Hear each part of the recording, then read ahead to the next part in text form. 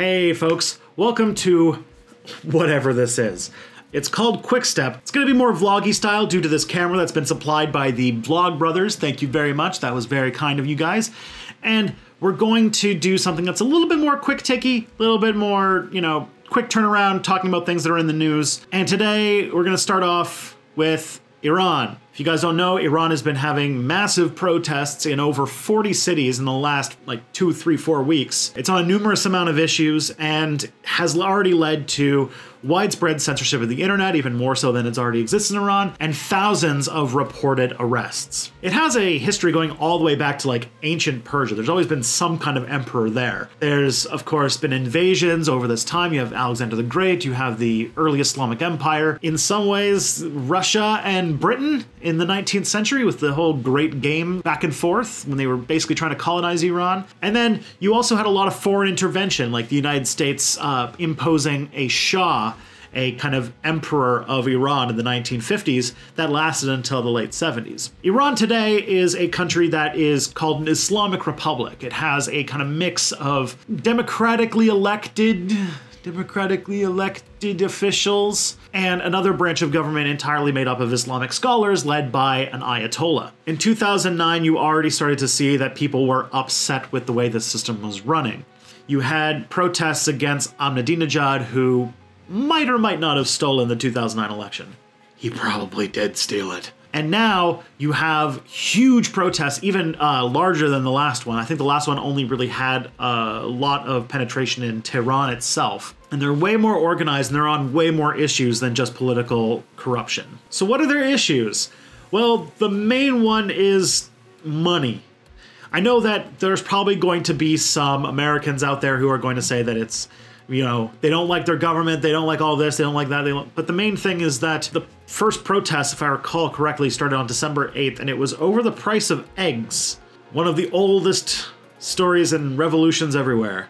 The price of food. There's also a rising inflation, there is a lowering of the standard of living in Iran, there's issues about corruption, as I mentioned, there's issues with the social security net falling out. The most recent Iranian budget proposed a decrease in social welfare, and they also have problems with the price of fuel, which has been going up. This protest has also been allowed to grow larger than really any of its forefathers because of widespread use of cell phones, specifically smartphones, which have had a huge amount of penetration in the last few years, and an app called Telegram, which allowed for people to organize this way more coherently than they could before. I think because Iran has a harder time shutting it down for some reason. I'm getting a large deja vu to the Arab Spring and Occupy Wall Street with this kind of thing. There's a lot of issues at hand. There's no clear discerned leader for the government to assassinate. And that means that there's a lot of potential and then there's a lot of things to worry about. Both the left and the right are supporting it, and I think that there might be a little bit of a fight over who's going to claim it. Trump has already said that he wants to claim this for himself because he reimposed sanctions on Iran. Although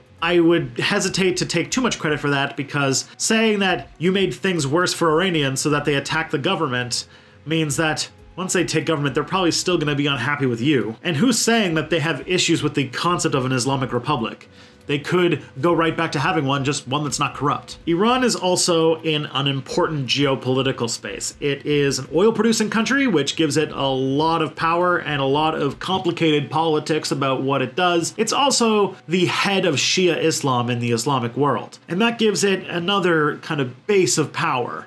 It's basically one of the two major powers of the Middle East, Iran and Saudi Arabia basically being the two big ones. And they're already fighting a Cold War in various parts of the Middle East. There was some of this in the fight against ISIS, and there's definitely some of it going on with the Saudi Arabian, basically horrible genocidal destruction of Yemen. So what happens in Iran has huge ramifications for the Middle East. The thing is, at the moment, it's protests. But someday it could be a revolution, and revolutions are promising, but also dangerous. I mean, the French Revolution was done on very similar problems, but it quickly descended into chaos and quickly resulted in another monarchy. That being said, I'm not in the business of telling Iran what to think or what to do. I'm just some white guy in Canada. I can't tell you guys how to do your thing.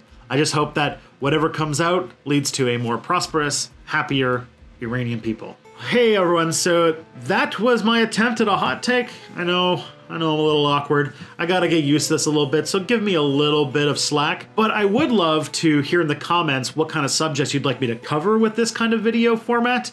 It's a little bit more talky. Once I get the hang of it, we probably get a lot stronger at it. So I'd love to know what you think, what you'd love to be covered, that kind of stuff. Of course, if you want to see more, you should probably subscribe if you haven't already and click the bell notification so that every time a new video comes up, you get a little notification to let you know that something's up. And also, for the sake of this video, I would really love to see in the comments what you guys think about the format and what you guys think I should do with it. Click the thumbs up, share, you know the drill.